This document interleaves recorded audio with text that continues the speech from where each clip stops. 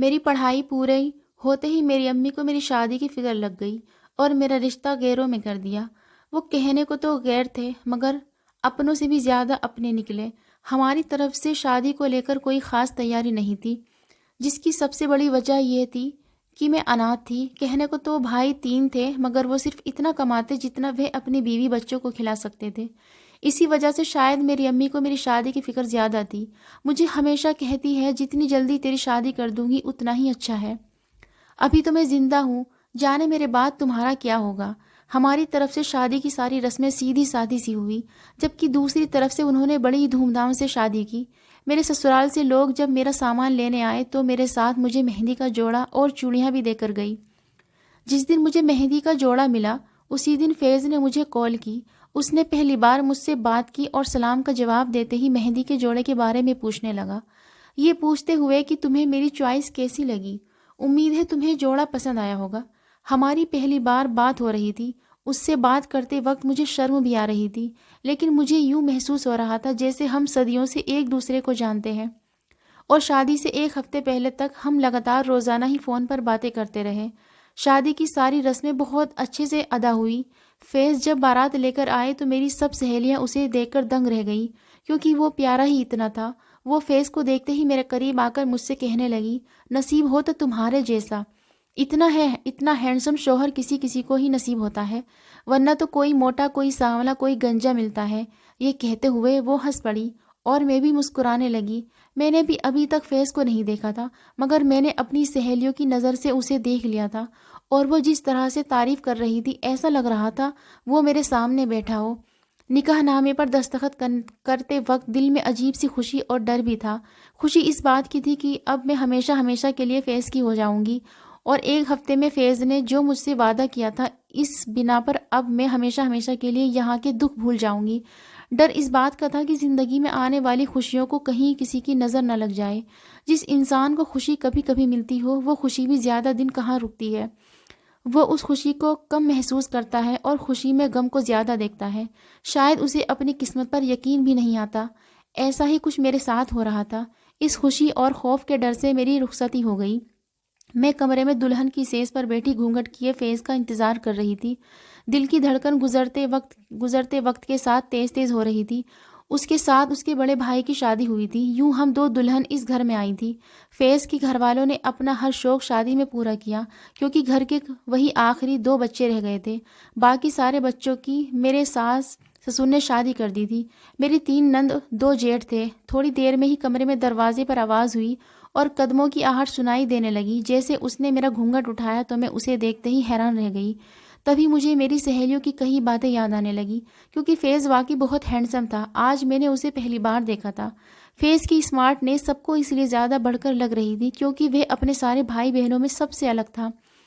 رنگ میں صاف اور نقش نگاہ میں کسی شہر کا شہزادہ لگ رہا تھا۔ مگر کہتے ہیں جو چیز انسان کی قسمت میں نہیں ہوتی وہ ہمیشہ خوبصورت اور چمکدار ہی ہوتی ہے، اس لیے اس کا حسن ہر ایک کی آنکھ میں چمک رہا ہوتا ہے۔ اگلی صبح ریسپشن بھی بہت اچھے سے ہوا۔ فیض بہت ہی اچھا تھا۔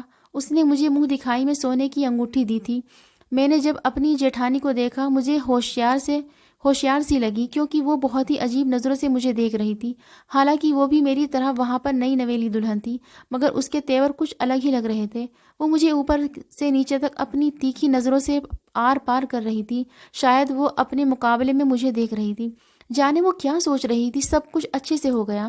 میرے ساس نے ہم دیورانی اور جٹھانی کے کپڑے بالکل ایک جیسے ہی بنائے تھے تاکہ ہم دونوں میں کسی کو اعتراض نہ ہو۔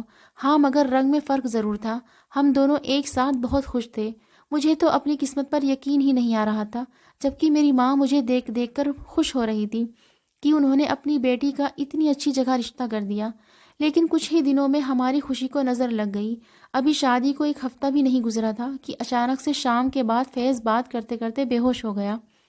یوں اچانک سے وہ بے ہوش ہوا میری چیخ نکل گئی، کیونکہ وہ میرے پاس ہی بیٹھا مجھ سے باتیں کر رہا تھا۔ میرے چیخنے پر گھر میں باقی لوگ میرے کمرے میں آ گئے اور فیض کو بے ہوش پا کر سبھی رونے لگے، اور پھر میرے جیٹھ اور سسر نے جلدی سے فیض کو اٹھایا اور اسے ہوش میں لانے لگے۔ اس کے چہرے پر کوئی پانی چھڑکتا تو کوئی اس کے پیروں کے تلوے ملتا، مگر اسے ہوش نہیں آ رہا تھا۔ وہ جلدی سے فیض کو بائک پر ہی بٹھا کر ڈاکٹر کے پاس گئے۔ میرا سسرال کیونکہ شہر میں ہی تھا، اس لیے وہ فیض کو لے کر جلدی سے اسپتال پہنچ گئے۔ ہم سب گھر میں بہت پریشان تھے۔ آدھے گھنٹے کے بعد جب میرے جیٹھ نے کال کی تو بتایا کہ فیض کو ہوش آ گیا ہے، جسے سنتے ہی میرے جیسے جسم میں دوبارہ جان لوٹ آئی ہو۔ تھوڑی دیر میں ہی وہ فیض کو لے کر گھر میں آئے۔ فیض کے گھر میں آتے ہی میرے ساس جلدی سے آگے بڑھ کر فیض کو گلے لگاتے ہی تیز آواز میں رونے لگی اور روتے ہوئے اپنے بیٹے کا ماتھا چوم کر کہنے لگی، میرے بیٹے کو کسی کی نظر لگ گئی، جبکہ میں اپنے کمرے میں کھڑی فیض کو دیکھ رہی تھی۔ ایک تو نئی نئی محبت اور شادی کے بعد ہونے والی محبت بہت ہی مضبوط ہوتی ہے، بھلے ہی وہ ایک دن کی ہو یا کئی سالوں کی۔ اور شادی کے بعد عورت کے لیے سب سے بڑھ کر اس کا شوہر ہی ہوتا ہے، جس کے دم سے اس کے چہرے پر رونق ہوتی ہے اور اس کی زندگی میں ہر طرف خوشیاں ہوتی ہیں۔ جب فیض نے میری طرف دیکھا تو وہیں کھڑا مجھ سے کہنے لگا، پگلی تم کیوں رو رہی ہو؟ میں ابھی زندہ ہوں۔ اس کی بات سنتے ہی میں بھاگی چلی آئی، اس کے سینے سے لگ کر رونے لگی۔ مجھے یوں محسوس ہو رہا تھا جیسے فیض کو کوئی مجھ سے چھیننے کی کوشش کر رہا ہے۔ فیض نے دوائی کھائی ہوئی تھی، اس لیے وہ رات کو جلدی سو گیا، جبکہ میں ساری رات ٹھیک سے نہیں سو پائی۔ بار بار اٹھ کر فیض کی طرف دیکھتی کہ فیض ٹھیک سے سویا ہے یا نہیں۔ صبح اٹھتے ہی میں نے بڑی بے چینی سے فیض کو اٹھایا، کیونکہ میں نہیں چاہتی تھی فیض زیادہ دیر تک سوئے۔ میں اس سے باتیں کرنا چاہتی تھی۔ جانے مجھے کیوں لگ رہا تھا جیسے میرے پاس وقت بہت کم ہے۔ فیض کے ساتھ بتائے ہوئے پل جانے کیوں اتنی تیزی سے گزر رہے تھے۔ میری آواز دینے پر فیض جاگ گئے اور مسکراتے ہوئے مجھ سے کہنے لگے، میرا یقین کرو میں ابھی زندہ ہوں۔ یہ بات سنتے ہی میں اس کے منہ پر اپنا ہاتھ رکھتے ہوئے کہنے لگی، فیض آپ کو قسم ہے، آپ ایسی کوئی بات مت کرنا، چاہے وہ مذاق میں ہی کیوں نہ ہو۔ جانتے ہیں آپ میری جان ہو، آپ میں میری جان بستی ہے، اگر آپ کو کچھ ہو گیا تو میں مر جاؤں گی۔ فیض مسکرا کر مجھ سے کہنے لگے، مرے تمہارے دشمن، تم تو میری بھولی بھالی سی پیاری سی بیوی ہو۔ اس دن میں ایک پل کے لیے بھی فیض سے الگ نہیں ہو پائی تھی، جبکہ اس دن فیض بالکل ٹھیک تھے، مگر میرا دل بہت بے چین تھا۔ رات کو سونے سے پہلے فیض نے مجھ سے کہا کہ میرے سر میں درد ہو رہا ہے۔ پھر میں نے فیض سے پوچھا، آپ کو اس طرح کا درد پہلے بھی ہوتا تھا؟ 2 دن پہلے آپ کو کیا ہو گیا تھا؟ اچانک سے آپ بے ہوش ہو گئے تھے۔ میرے سوال پر فیض نے صرف ایک ہی جواب دیا، اور وہ جواب یہ تھا کہ مجھے پہلے کبھی بھی ایسا نہیں ہوا تھا۔ یہ کہتے کہتے اور زور سے درد ہونے لگا، اور مجھے بھی درد بھری آواز سے کہنے لگے، میرے سر میں بہت درد ہے فضا، آج میرا سر دبا دو، بلکہ تم ایسا کرو میرا بلڈ پریشر چیک کرو۔ یہ کہتے ہی وہ پھر سے آنکھیں بند کرنے لگے۔ دیکھتے ہی دیکھتے وہ پھر سے بے ہوش ہو گئے۔ میں ان کو ایسا دیکھ کر گھبرا گئی اور اونچی آواز میں روتے ہوئے کمرے سے باہر بھاگی اور اپنی ساس کو پکارنے لگی، یہ کہتے ہوئے کہ فیض کو پھر سے کچھ ہو گیا ہے۔ میرے شور مچانے پر پھر سے سب گھر والے باہر آ گئے۔ آج بھی اسی حالت میں ہی تھا۔ اس بار فیض کو وہ بڑے اسپتال میں لے کر گئے۔ میں نے بہت کہا کہ میں بھی فیض کے ساتھ ہی جاؤں گی، مگر کسی نے بھی میری بات نہ سنی۔ میری ساس مجھ سے کہنے لگی، تمہیں وہ کہاں لے کر جائیں گے، رات کا وقت ہے اور ویسے بھی یہ مردوں کے کام ہے۔ میری ساس نے مجھے بہت ہی بری طرح سے ڈانٹا۔ میں تو پہلے ہی فیض کی حالت کو دیکھ کر بہت ٹوٹ گئی تھی۔ ساس کے اس طرح کہنے پر میں اپنے کمرے میں واپس آ گئی، سر تکیے پر رکھ کر آنسو بہانے لگی۔ میں نے اپنی ماں کو فیض کے بارے میں کچھ نہیں بتایا تھا، کیونکہ میری ماں پہلے ہی غموں کی ماری تھی۔ وہ تو شروع سے ہی مجھے دیکھ کر یہ کہتی تھی کہ اللہ تمہاری قسمت میری جیسی نہ لکھے۔ میری ماں جوانی میں ہی بیوہ ہو گئی تھی۔ تھوڑی دیر میں ہی پھر سے جیٹھ کا فون آیا اور انہوں نے بتایا کہ فیض ہوش میں آ چکا ہے، مگر اس بار ڈاکٹر نے کچھ ٹیسٹ لکھ کر دیے ہیں۔ ڈاکٹر نے کہا ہے کہ فیض کے تمام ٹیسٹ جلد سے جلد کروائے جائیں، اس لیے ہمیں آنے میں دیر ہو جائے گی۔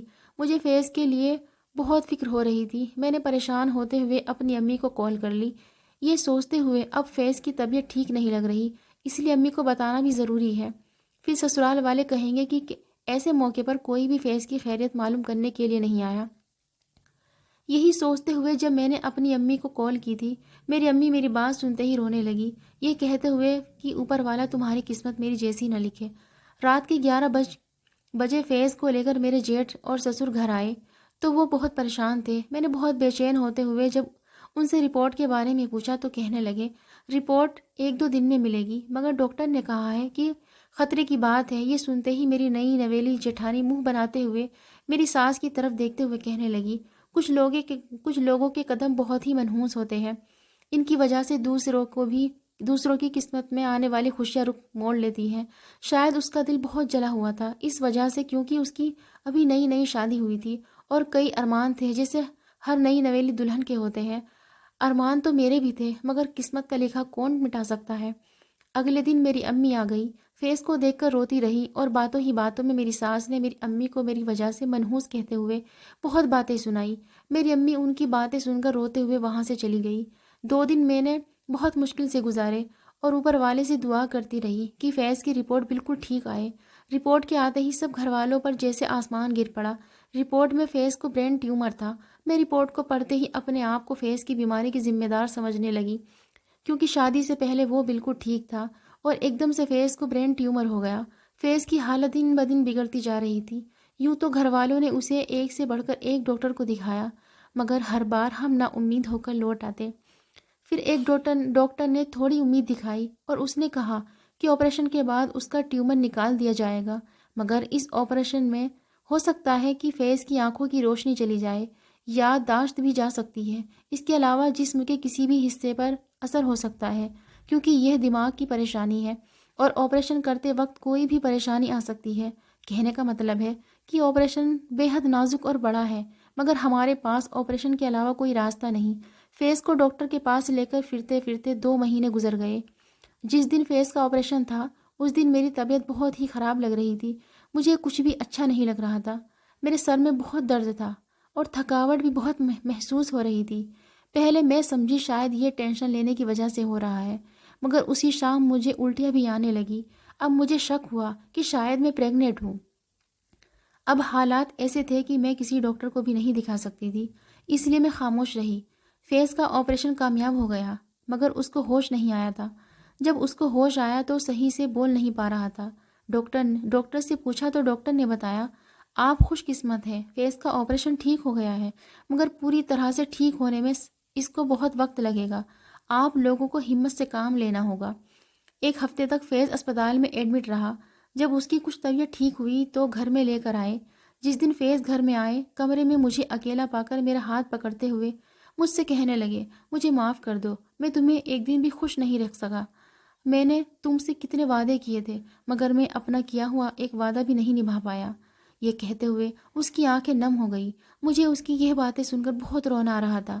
پھر میں نے اپنے آپ کو مضبوط کیا۔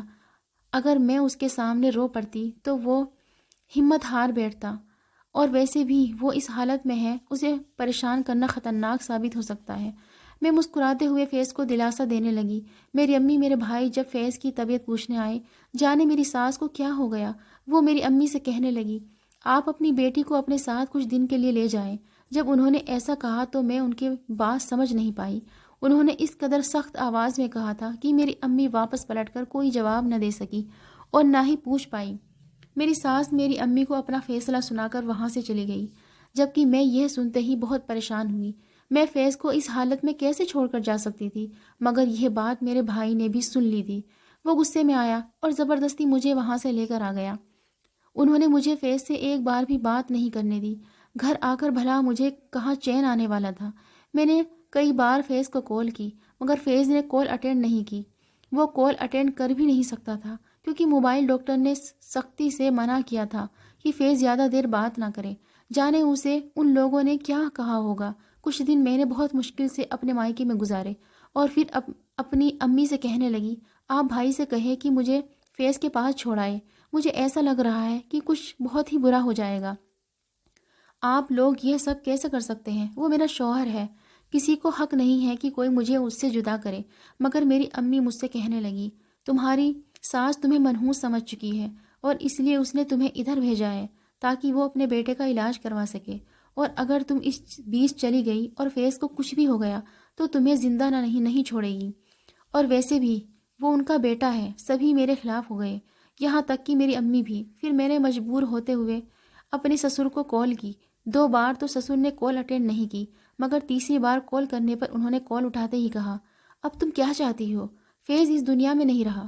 یہ سنتے ہی مجھے ہوش نہیں رہا، مجھے اپنے کانوں پر یقین نہیں آ رہا تھا۔ مجھے تو کچھ سمجھ نہیں آ رہا تھا کہ میں ان سے کیا پوچھوں اور کیا بولوں۔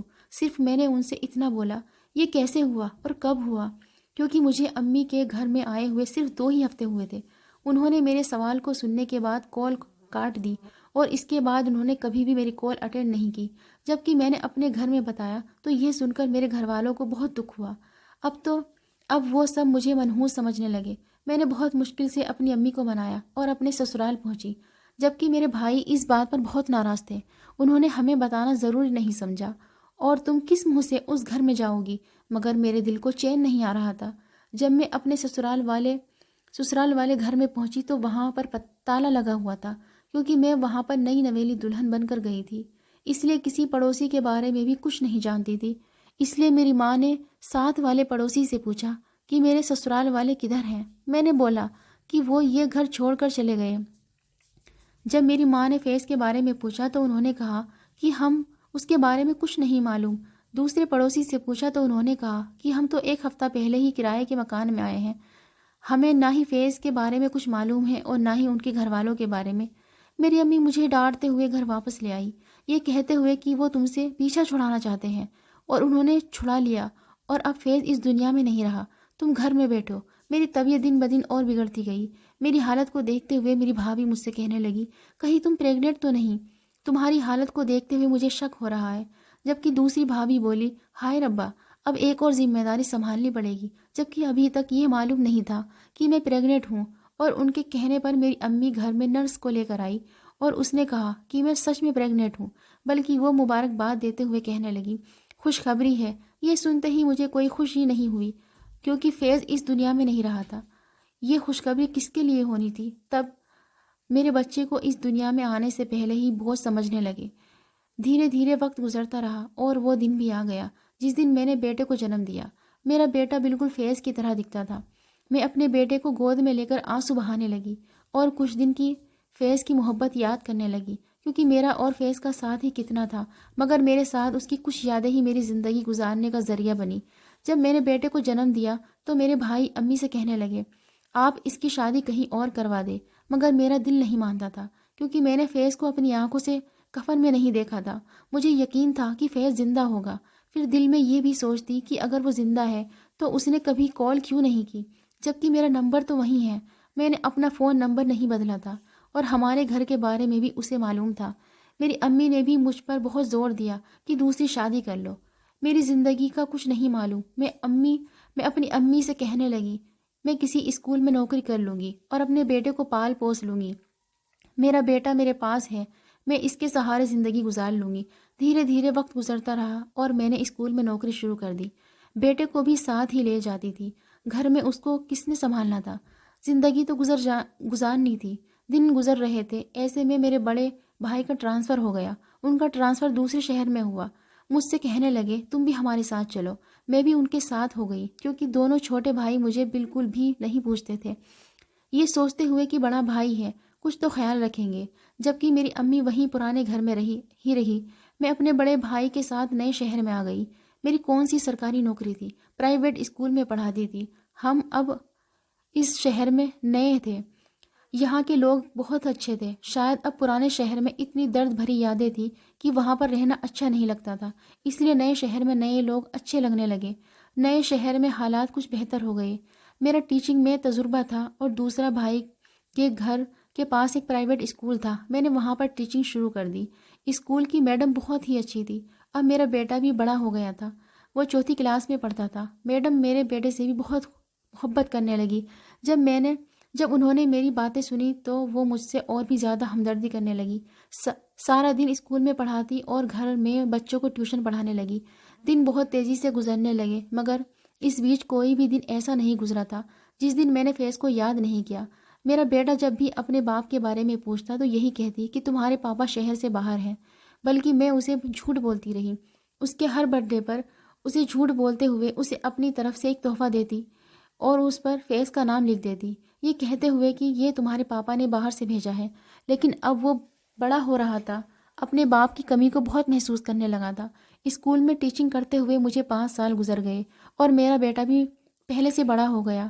اس بیچ میڈم نے بھی مجھے کئی بار مشورہ دیا کہ دوسری شادی کر لوں، مگر میں ان سے ہمیشہ یہی کہتی کہ میرا دل کہتا ہے کہ فیض زندہ ہے۔ ایک دن میڈم نے مجھے آفس میں بلایا، مجھے شادی کا کارڈ دیتے ہوئے کہنے لگی، میری بیٹی کی شادی ہے، تم میری بیٹی کی شادی پر ضرور آنا، کیونکہ میری میڈم نے کیونکہ میری میڈم سے میری زیادہ بنتی تھی، اس وجہ سے میں ان کو نہ چاہتے ہوئے بھی منع نہیں کر پائی۔ شادی 1 ہفتے بعد تھی۔ میں ہمیشہ کی طرح سادے سے کپڑے پہنے، اداس دل لیے جھوٹی مسکراہٹ اپنے چہرے پر سجائے میڈم کی بیٹی کی بارات والے دن پہنچ گئی۔ جب بارات آئی تو میں نے وہاں پر اس انسان کو دیکھا جس کا صدیوں سے مجھے انتظار تھا۔ مجھے اپنی آنکھوں پر یقین نہیں ہو رہا تھا، مگر وہ باراتیوں میں کھڑا مسکرا رہا تھا۔ فیض میرے سامنے کھڑا تھا۔ اچانک سے جب اس کی نظر مجھ پر پڑی تو اس کا چہرہ اتر گیا، جبکہ میں وہاں چپ چاپ کھڑی تھی۔ مجھے اپنی دھڑکن بند ہوتی ہوئی محسوس ہوئی۔ آج میرا دل جیت گیا تھا، وہ دل جس نے ہمیشہ مجھے اس امید میں زندہ رکھا کہ فیض زندہ ہے، وہ کسی موڑ پر کبھی نہ کبھی مجھے ضرور ملے گا، اور آج وہ مل گیا۔ میں اس وقت فیض سے کچھ نہ کہہ پائی۔ شادی میں بہت مشکل سے وہاں پر ساری رسم کے ختم ہونے کا انتظار کرنے لگی، یہ بھی جانتی تھی کہ جس انداز میں مجھے فیض دیکھا ہے وہ بھی مجھ سے ضرور بات کرنا چاہے گا۔ جیسے بارات رخصت ہوئی تو میں اپنے بیٹے کو اپنے ساتھ لیے ہال سے نکل رہی تھی۔ وہاں پر فیض ہمارے انتظار میں کھڑا تھا۔ فیض کو دیکھتے ہوئے میرا دل چاہا کہ میں اس کے پاس جاؤں اور اس سے پوچھوں وہ زندہ ہے۔ وہ زندہ تھا، مگر وہ اتنے دن کہاں تھا رہا۔ شادی کے فنکشن میں مجھے میڈم سے اتنا تو معلوم ہو چکا تھا کہ فیض ان کی بیٹی کے سسرال کی طرف سے آئے ہیں، یعنی میرے جیٹھ کے گھر میں میری میڈم کی بیٹی کی شادی ہوئی تھی۔ اس سے پہلے کہ میں فیض سے کچھ پوچھتی یا وہ مجھ سے کچھ پوچھتا، میں نے بہانے بناتے ہوئے اپنے بیٹے کو وہاں سے جانے کے لیے کہا اور خود فیض سے پوچھنے لگی، یہ کہتے ہوئے کہ تم تو بڑے بے وفا نکلے، تم زندہ تھے مگر تمہارے گھر والوں نے ہم سے جھوٹ بولا، اور میں تو بیوقوف تمہارے مرنے پر بھی یقین نہیں کر پائی۔ اس امید کے سہارے میں نے اپنی ساری زندگی گزار دی کہ تم کبھی تو لوٹو گے۔ جانے کیوں مجھے یقین نہیں آ رہا تھا کہ تم مر گئے تھے، مگر آج تمہیں زندہ اپنے سامنے کھڑا دیکھ کر مجھے یقین تو ہو گیا ہے کہ میرا دل سچ کہہ رہا تھا۔ مگر تم نے میرے ساتھ ایسا کیوں کیا؟ میری بات کو بیچ میں کاٹتے ہوئے فیض مجھ سے کہنے لگا، تم ڈرامہ ختم کرو۔ ایک تو تم مجھے اس حال میں چھوڑ کر اپنے گھر والوں کے ساتھ چلی گئی، اور الٹا تم مجھے ہی قصوروار ٹھہرا رہی ہو۔ پھر وہ مجھ سے کہنے لگا، ہاں تمہارے جانے کے بعد مجھے گھر والوں نے بتایا تھا کہ تم گھر سے یہ کہہ کر گئی ہو کہ تم بیمار شوہر کے ساتھ ساری زندگی نہیں گزار سکتی، اور ویسے بھی فیض کی زندگی کا کیا پتہ، آج ہے کل نہیں، یہ کہہ کر تم وہاں سے چلی گئی، جبکہ میرے گھر والوں نے تمہیں بہت سمجھایا۔ یہ سنتے ہی میں فیض پر غصہ ہو گئی، کیونکہ وہ جو بھی کہہ رہا تھا وہ سب کچھ جھوٹ تھا۔ میں نے اس کے لگائے ہوئے تمام الزام کا صرف اتنا ہی جواب دیا، یہ سب جھوٹ ہے، اور تم لوگ اگر اتنا ہی سچے تھے تو گھر چھوڑ کر کیوں گئے؟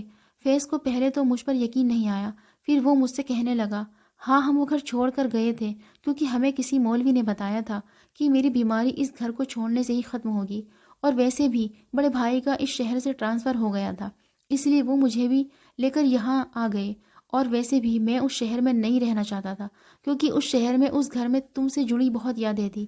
پھر میرے بیٹے نے مجھے پیچھے سے آواز دی، وہ آواز سنتے ہی وہ مجھ سے کہنے لگا، اور تم نے دوسری شادی بھی کر لی، جبکہ نہ ہی میں نے تمہیں طلاق دی تھی اور نہ ہی میں مرا تھا، تم شادی کیسے کر سکتی تھی؟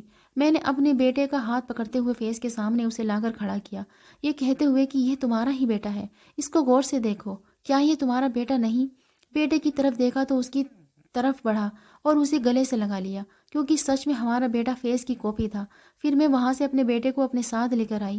جب فیض اس بات پر ضد کر رہا تھا کہ میرے بیٹے کو اس کے ساتھ جانے دوں اور خود بھی اس کے ساتھ جاؤں، پر میں ایسا نہیں کرنے والی تھی۔ اس کے بعد فیض کئی بار گھر آئے، ہمارے گھر میں آ کر معافی مانگی، اور یہاں تک کہ اپنے گھر والوں کو بھی ہمارے گھر لے کر آ گیا، مگر میں نے اس کے ساتھ جانے سے انکار کر دیا، یہ کہتے ہوئے کہ میں تو منحوس بیوہ جیسے شبد ساری عمر سنتی آئی ہوں، اور میں تو اپنی آخری سانس تک تمہارا انتظار کرنے والی تھی، جبکہ تم نے ایک بار بھی پیچھے مڑ کر نہیں دیکھا۔